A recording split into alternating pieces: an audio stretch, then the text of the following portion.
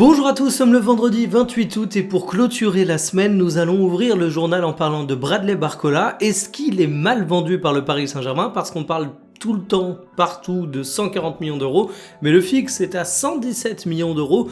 Vous me connaissez, je suis pas du genre à faire des avis tranchés, je suis plutôt du genre à mettre de la nuance, et d'ailleurs un avis trop tranché à mon goût, c'est soit le signe que quelqu'un est complètement bête, soit le signe que quelqu'un recherche le buzz, donc je vais pas vous dire que Barcola c'est une catastrophe économique, mais on va mettre en perspective ce transfert parce qu'il est assez intéressant à analyser, ça reste une bonne chose pour le Paris Saint-Germain, mais il y a quelques petites nuances à apporter justement. On parlera ensuite du match du FC Barcelone. Je vous parlais de la belle prestation du Real Madrid au cours du journal d'hier, si ma mémoire est bonne. Il faut également parler du Barça parce que je suis hyper intéressé par la course à la Liga cette année, ça va donner de bonnes choses. On reviendra sur Moise Kean que vous avez peut-être oublié mais qui continue son petit bonhomme de chemin en Serie A, loin du Paris Saint-Germain qu'il avait connu en 2020. Nous irons ensuite du côté d'Adrien Rabiot, lui aussi en Serie A, et son entraîneur ne manque pas de compliments à son égard. Et enfin on clôturera le journal avec un petit kiff personnel, un petit espoir, une bouteille lancée à la mer, les rumeurs de rachat de mon FC Nantes. Et franchement j'attends ça comme un fou, comme un soldat, comme une star de cinéma, mais vous le savez, l'espoir est un poison, il peut être déçu, donc on va prendre des pincettes. Installez-vous confortablement et bienvenue pour le journal du jour. Seulement 117 millions d'euros pour Bradley Barcola, est-ce que c'est mal vendu? Oui, je dis 117 millions d'euros parce qu'on parle partout de 140 millions d'euros, mais c'est bonus compris. Les bonus, t'as pas non plus la certitude de les voir débloquer, et d'ailleurs aujourd'hui on sait même pas de quoi ils sont constitués, autant dire que c'est un peu cavalier de parler de cette somme et de pas prendre la partie fixe qui est garantie. Je vous ai fait la transcription, parce que évidemment les montants évoqués dans The Athletic sont en livres sterling, mais en fait il y a un vrai paradoxe là-dedans. Le paradoxe, c'est que sur le papier, avant le début du mercato estival, j'aurais dit que c'était une vente absolument fabuleuse pour le Paris Saint-Germain parce que ça reste une somme absolument incroyable. Et d'ailleurs, quand on regarde la plus-value réalisée par le Paris Saint-Germain, je vous mets un visuel qui vient du Footballogue, ça parle certes du montant avec les bonus compris, mais tu l'as acheté 45 millions d'euros, donc évidemment c'est une bascule financière majeure. Reste qu'en attendant, vous n'êtes pas sans savoir qu'au cours de ce mercato estival, on a vu des transferts de fous. Je vous mets les 10 plus gros transferts jusqu'à présent au cours de cet été. C'est pour la partie fixe et sans bonus justement, donc il faut comparer ça avec 117 millions d'euros pour Barcola. Par exemple pour Diomandé, on a le fixe à 125 millions d'euros. Bon ben voilà, Barcola il est à peine plus cher que Boady. Savigno, n'en parlons même pas, c'est un montage honteux. Morgan Rogers c'est plus cher. Alors oui, Barcola va avoir 24 ans, mais Rogers comme Anderson, ça n'a pas 19 ans non plus. Et je considère que Barcola, il a quand même un sacré CV. Certains vont le considérer comme un remplaçant au Paris Saint-Germain, je suis vraiment pas d'accord. C'est un titulaire bis, ses minutes de jeu le montrent, il joue quasiment 3000 minutes de jeu cette saison, 3600 la saison précédente, il y a des titulaires qui jouent moins que ça. Et puis on lui proposait au PSG un salaire de véritable titulaire pour prolonger. Le PSG voulait garder Bradley Barcola, c'est un mec qui est titulaire avec la France, qui est quand même une nation où il y a de la concurrence, et en plus il vient de remporter 2 Ligues des Champions. Donc franchement le CV il est ultra carré, je me dis ouais c'est bien vendu de la part du Paris Saint-Germain. C'est d'ailleurs un transfert que je trouve bien négocié parce que Barcola il avait envie de partir depuis un moment, le PSG l'a pas bloqué, le joueur a pas forcé son départ, ça s'est fait en bonne intelligence, j'ai envie de dire bravo à tout le monde là-dedans, mais quand je vois certains transferts, je me dis que ouais, la prime aux très très très jeunes joueurs ou aux transferts entre clubs de première ligue, ça fait que je le vois pas aussi positivement que j'aurais pu le voir avant l'été. Bon, je vais retenir la plus-value, je vais retenir un joueur qui va dans une destination qui fait sens, je vais retenir un Paris Saint-Germain qui gère bien son effectif, mais un peu plus haut, ça m'aurait pas paru abusé, très loin de là. Est-ce que le Barça a vraiment besoin d'un numéro 9? Parce que Rafinha a essayé à ce poste, et il faut dire qu'il gère plutôt bien, 2 matchs, 3 buts, dont le dernier face à l'Athletic Club, un match remporté 2-0 face au FC Barcelone, et j'ai adoré Rafinha parce que je trouve qu'au-delà de son but, il fait un travail formidable. Vous voyez les compositions, et vous voyez que ça te punit pas pour autant sur l'aile, puisque tu peux aligner Gordon, l'anglais réalise des débuts intéressants dans son style, et en plus t'as du banc parce que tu fais rentrer une autre recrue à sa place, Adeyemi, au cours de la rencontre. Si on revient sur les titulaires, titulaire. J'ai particulièrement apprécié Pedri. C'est un joueur autour duquel je vous fais régulièrement du forcing, mais franchement, regardez les matchs du Barça, regardez le nombre de passes intéressantes et audacieuses qu'il est capable de trouver au cours d'une rencontre. Je comprends pas comment on peut ne pas admirer Pedri. Il est incroyable. Il y a également eu les premières minutes de Rodri sous ses nouvelles couleurs. Il a fait une entrée qui était plutôt bonne, mais honnêtement, on va pas tirer de conclusion définitive pour ces miettes de minutes de jeu. Et j'ai trouvé ce Barça intéressant davantage derrière que devant, paradoxalement. Je vous ai dit du bien de Rafinha, mais à côté de lui, ça a quand même pas mal vendangé. Il y a un décalage majeur entre les expected goals et les buts réels. Il y a eu un peu de vendange de la part de Yamal. À un moment, il fait clairement pas le bon choix. Gordon a été intéressant, mais pas un tueur devant les cages. Par contre, t'as rien concédé. C'est vraiment un Barça que j'ai trouvé solide, cohérent, agressif au pressing. Ils allaient presser très très haut. Donc franchement, une incroyable équipe cette saison, le Barça. Il y a de bonnes choses également du côté du Real Madrid. La course au titre de champion en Espagne, elle va être passionnante.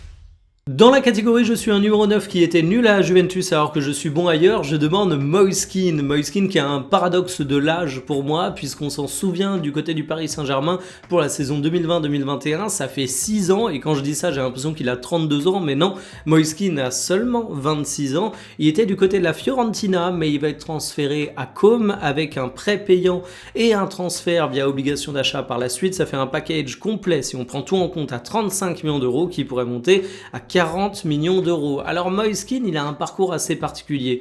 Je vais même pas revenir sur Everton, sur le PSG, sur l'errance à la Juve. Je vais simplement dire qu'à la Fiorentina, il s'était bien relancé avec une top première saison, mais une seconde saison un peu moins intéressante, où je me dis qu'il est assez irrégulier. Même au Paris Saint-Germain, c'était qu'un court passage, mais c'était un passage en 2 temps, et sur cette dernière saison, il a eu des déplacements dignes d'un plot, il a eu nettement moins de réussite dans la finition, alors que finalement sa première saison à la Fiorentina, il y avait vraiment un profil de renard des surfaces qui était capable de conclure les choses de manière extrêmement efficace et qui le rendait intéressant.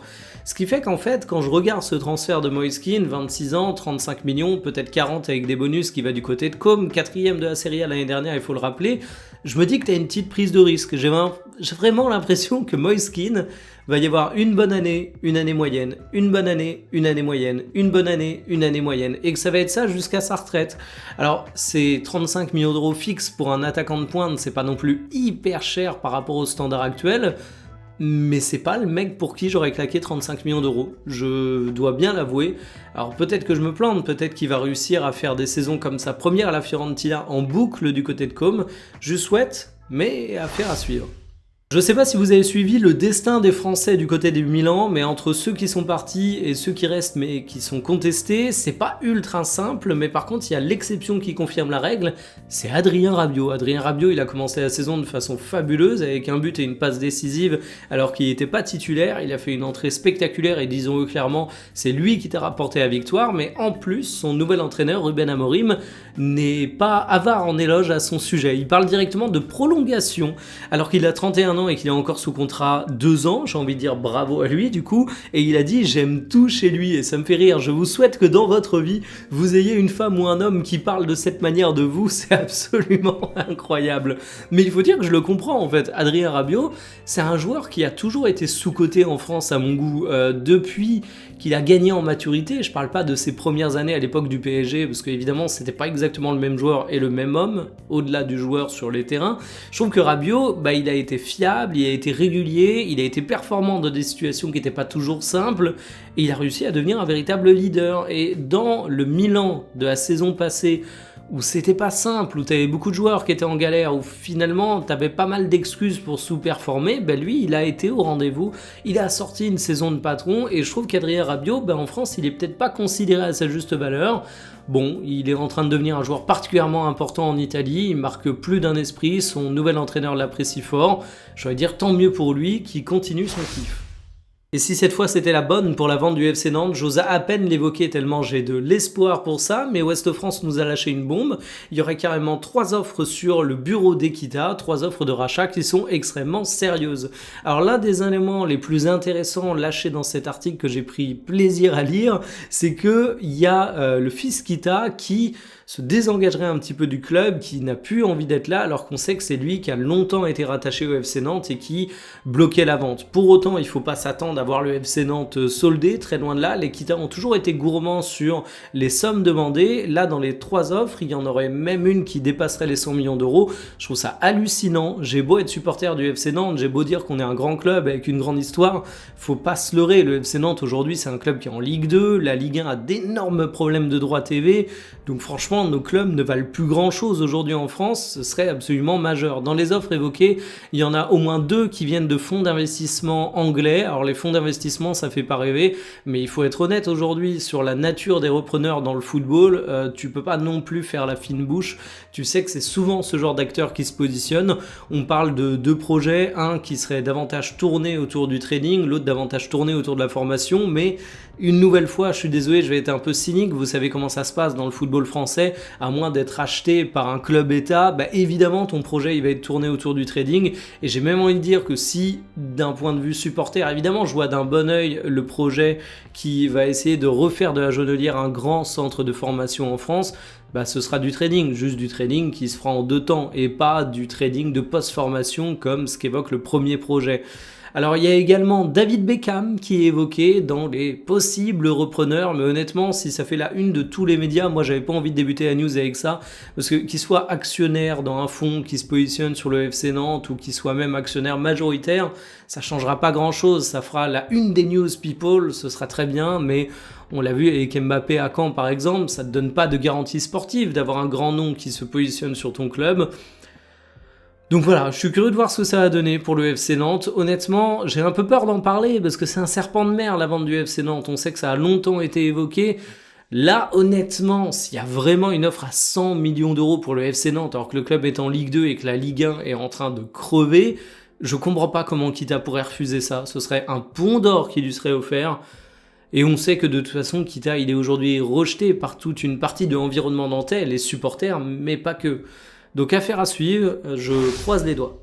Vous n'êtes pas sans savoir qu'il y a eu un tirage pour la Ligue des Champions hier, que je ne l'ai pas évoqué dans le journal, vous avez évidemment compris pourquoi, c'est parce que ce sera l'objet de la vidéo de cet après-midi. On va parler du tirage de Champions League pour les clubs français, mais pas que. Ce sera un format assez intéressant, parce que finalement j'aurai pas mal de choses à vous dire. Déjà, je vais me projeter sur les matchs, on va se faire quelques commentaires de scénarios, parce que honnêtement, tactiquement, aujourd'hui c'est trop tôt pour les analyser, mais il y a des histoires qui se racontent qui sont plutôt intéressantes.